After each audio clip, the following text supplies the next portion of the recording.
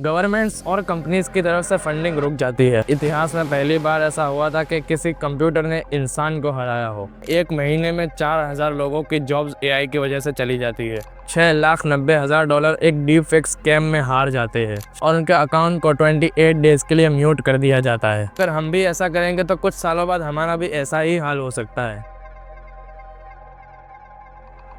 आज से कुछ ही सालों पहले सोशल मीडिया पर एक्चुअल देखने लायक कंटेंट मिलता था।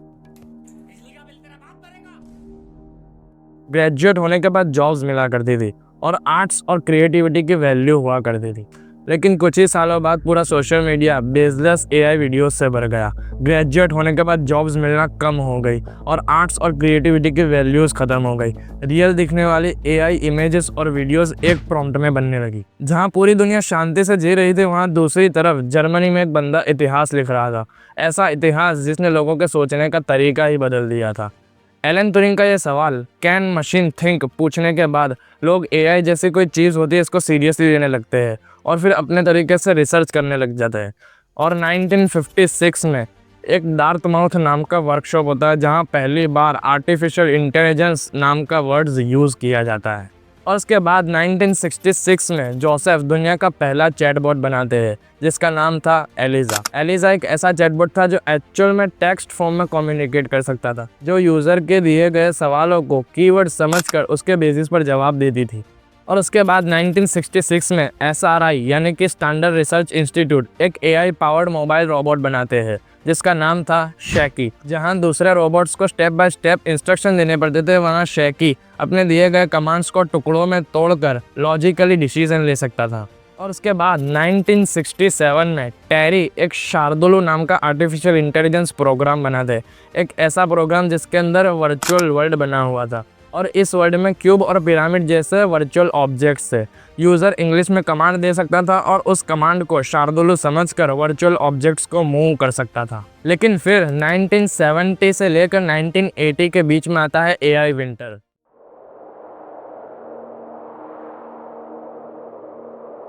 गवर्नमेंट्स और कंपनीज की तरफ से फंडिंग रुक जाती है क्योंकि उस टाइम पर एक्सपेक्टेशन बहुत हाई थी लेकिन एआई उनको पूरी नहीं कर पा रहा था।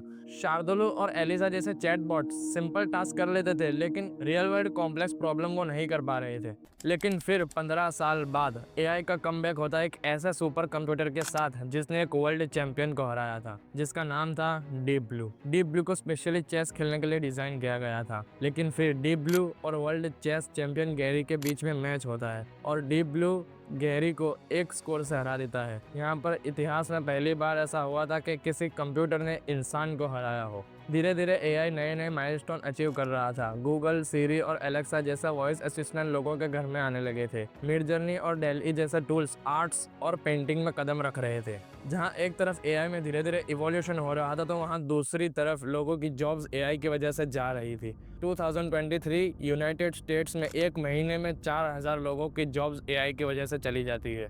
दरअसल यहाँ पर होता यह है कि डेटा एंट्री, बेसिक प्रोग्रामिंग और कस्टमर सपोर्ट जैसे बेसिक टास्क को एआई टूल्स की वजह से ऑटोमेट किया जाता है और कहा जाता है कि ये उस महीने का सबसे बड़ा जॉब्स कट था। यहाँ पर एक तरफ लोगों की जॉब्स जा रही थी तो वहाँ दूसरी तरफ एक आर्टिस्ट को अपनी आर्ट प्रूव करने के लिए प्रूफ देना पड़ रहा था। यहाँ पर होता यह है कि 2022 में एक आर्टिस्ट बेन मोरन अपनी कई घंटों की मेहनत लगाकर अमोस इन वॉरजोन नाम का एक बुक कवर पेज बनाता है और उसको ये समझकर रेडिट पर पोस्ट करता है कि लोग उनकी तारीफ करेंगे, लेकिन होता कुछ और ही है। उनकी पोस्ट को ये कहकर रिमूव कर दिया जाता है कि your image is AI generated. वो अपनी बात को साबित करने के लिए फोटोशॉप फाइल्स और अपनी स्केचेस भी बताते हैं, लेकिन उनकी बात पर कोई यकीन नहीं किया जाता और उनके अकाउंट को 28 डेज के लिए म्यूट कर दिया जाता है। यहाँ एक तरफ एक आर्टिस्ट अपनी आर्ट की गवाही दे रहा था तो वहाँ दूसरी तरफ 2023 में 82 ईयर्स ओल्ड मैन $6,90,000 एक डीप फेक स्कैम में हार जाते हैं। स्टीव एक वीडियो देखते हैं जिसमें इलॉन मस्क एक हाई पेइंग रिटर्न स्कीम के बारे में बता रहे हैं। स्टीव को लगता है कि इलॉन मस्क बता रहा है तो उस पर हाई पेइंग रिटर्न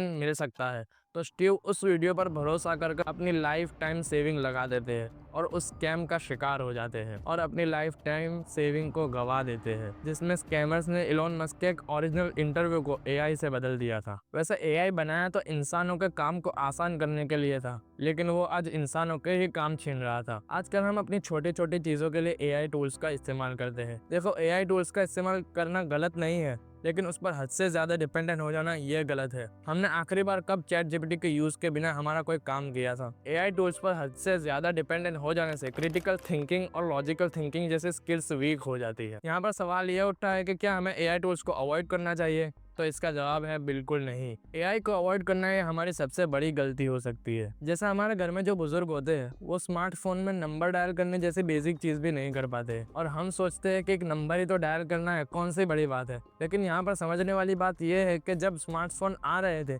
तब उन्होंने उसको अडॉप्ट नहीं किया, इसीलिए वो आज नंबर डायल करने जैसे बेसिक टास्क में भी स्ट्रगल करते हैं। ऐसा ही कुछ नोकिया के साथ होता है। जब बाकी सारी कंपनीज स्मार्टफोन में शिफ्ट हो रही थी तो वहाँ दूसरी तरफ नोकिया अपने पीक पर था।